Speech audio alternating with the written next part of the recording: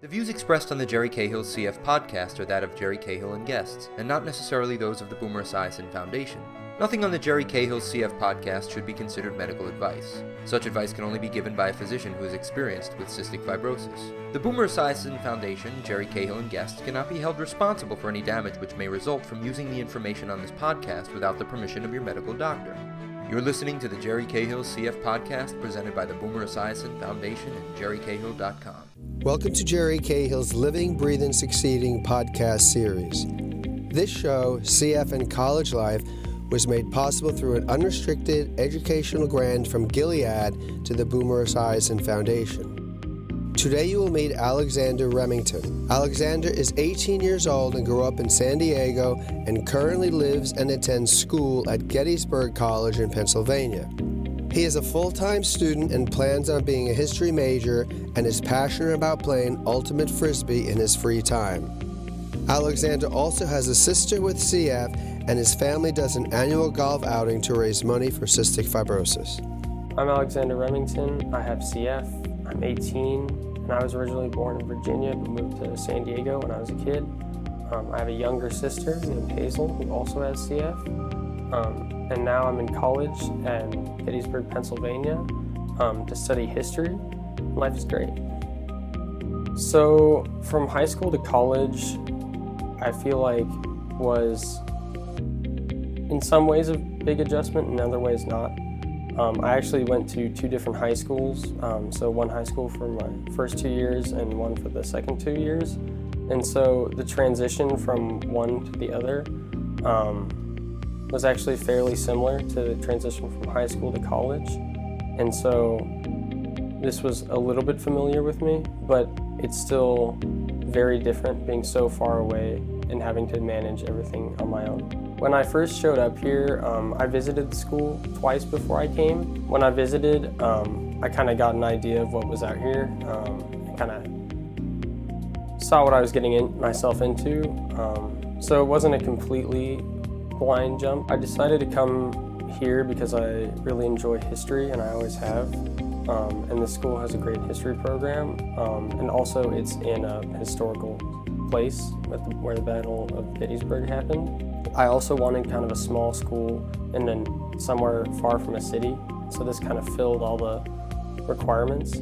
I have my own dorm room, and I applied to get it through a medical requirement because I felt like I wouldn't complete all my treatments on time and faithfully if I had to deal with a roommate, just because it's a lot to work around, and I felt like, at least for my first year, it would be wise to kind of try to eliminate that factor that might prohibit me in completing all my treatments. I'd say the biggest difference to my lifestyle is, obviously having to do everything on my own. So I really have to, go to classes on my own, do all my homework, get everything done, meet people, and fulfill my obligations to things without really anyone looking over my shoulder. And so it was a bit of a shift to have to begin doing that all by myself, and to carry all the responsibility with that. Managing my time is a big deal, and it's a big thing with all college students, but especially so when you have to deal with treatments and you have to fit them in. So I really just try to get into habits and get into routines. I try to do my treatments at the same time or around the same time every day so that I can continue through my life and do the things I would rather do. I'm part of the Ultimate Frisbee team here at Gettysburg College, and CF really doesn't impact that at all.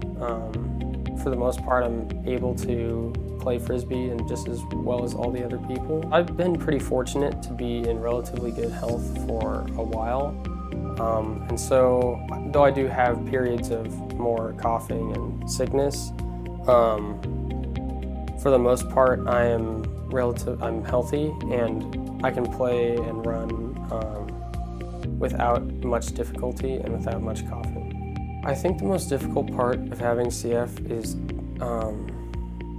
is like dealing with the fact that you're always going to have it, or it's going to be around forever. Outside, I look like a relatively normal, functioning person, and it's more when I start making friends and that they start being closer, that they start noticing that I take medications and that I have things to do, like treatments.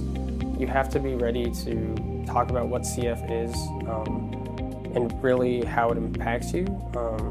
I think I've done that, and I'm comfortable with it. There really isn't a good reason in my mind to hide that you have CF, because it's something that you're going to have for the rest of your life, and you can't just hide it the whole time. It's better to embrace it and say, I have it, here it is. If friends come by the room, they're going to see the medication, and they're probably going to be curious. And so I think it's better to just say, oh, I have cystic fibrosis, and give them a short rundown of what it is and what you have to do, just so they're not either worried or confused. I think for people who want to go to school, who have cystic fibrosis, it's really important to make sure your health will be maintained, and to make sure that you're not going to kind of lapse on your treatments. You need to kind of make yourself responsible and kind of take that upon yourself, or else it's going to be a big problem later on. If I get sick, there is a CF Center in Hershey, Pennsylvania, nearby. It's about an hour away, that I've touched base with and kind of connected with, and met their team to make sure that if I get sick out here and I can't get treatment at my home CF clinic, that I have a CF clinic here to go to make sure that I don't have any serious problems. I think if I was to do anything differently now that I'm in college, even though I've only been in college for a few months, you definitely, if you want to make friends and meet people, it's important that you go do things. And I've really tried to go do more things than I've usually ever done, and try to get out there. And I think that's really important, but if I was to change anything, I would just do more of it. In the next 3 years, are probably going to be very busy and very exciting. I can't wait to see what happens. I probably plan on studying abroad somewhere and continuing my studies in school. I can't wait to see what's in store.